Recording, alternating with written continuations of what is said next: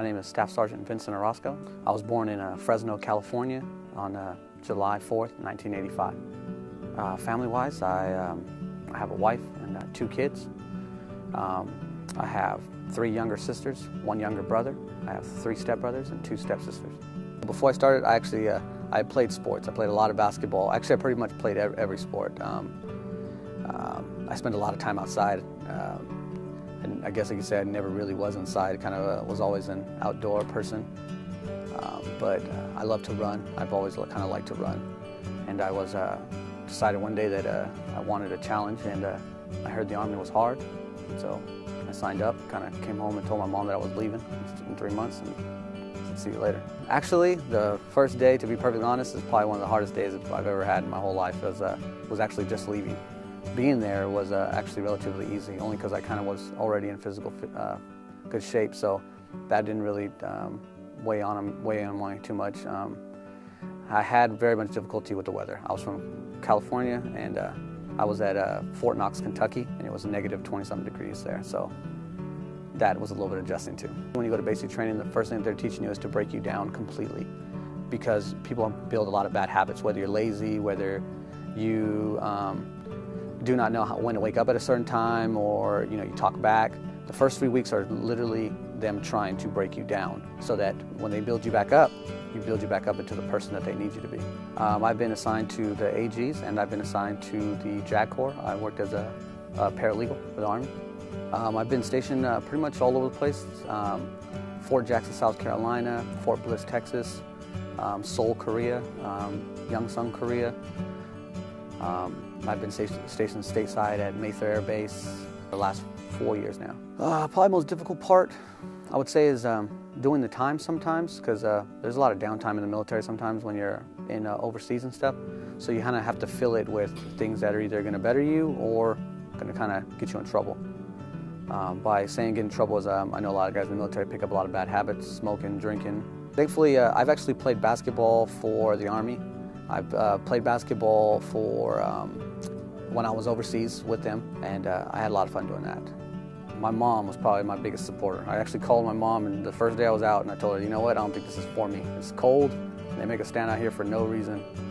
And she told me that don't worry about it, just get to the first day, get through the first day, and then you let me know and give me a call in a couple of weeks, and we'll see how you like it then. And I absolutely loved it. I love the physical challenges, and I love the fact that you separate yourself by being better than the next person. I was the platoon sergeant when I was there, so I got in trouble if anybody else got in trouble, automatic. So they also will make you get up and change your uniform 7 times just to do it and have you go outside. So they'll make you they'll say come downstairs in your socks and your helmet. And it's 2 degrees outside. So, and they'll make you stand out there, and then they'll say, you know what, go up and change and come back down with your shorts from physical fitness and come on back with a brown shirt. And be down here in 30 seconds. The task is pretty much impossible, but it's how to be able to react and to adapt, to overcome. They're teaching you the bigger picture of being able to not so much complain about it, just to do it. The defining moment for me was to being recognized by the SAGE employees as a Native American. I got the award in 2010, and they flew me out to Connecticut to receive the award, and it was a pretty amazing experience. Being a Native American veteran, I would say, probably means everything to me, just because of the fact that I represent myself and my culture, and a dying culture at that, so that I definitely feel like I have to lead the way for others to follow, because of the fact that it's becoming real simple to kind of accept the fact that it's going away, but it really isn't. It's if it's instilled with us and we teach it to our youth and to our kids as a lifestyle, then it doesn't go anywhere, and it'll continue to press on. But with that comes responsibility of setting the example by leading by example.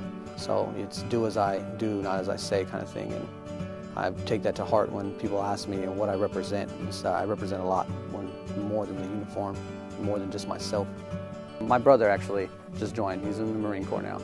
And I try to steer him away from it as much as I could, just because the military is always going to be there.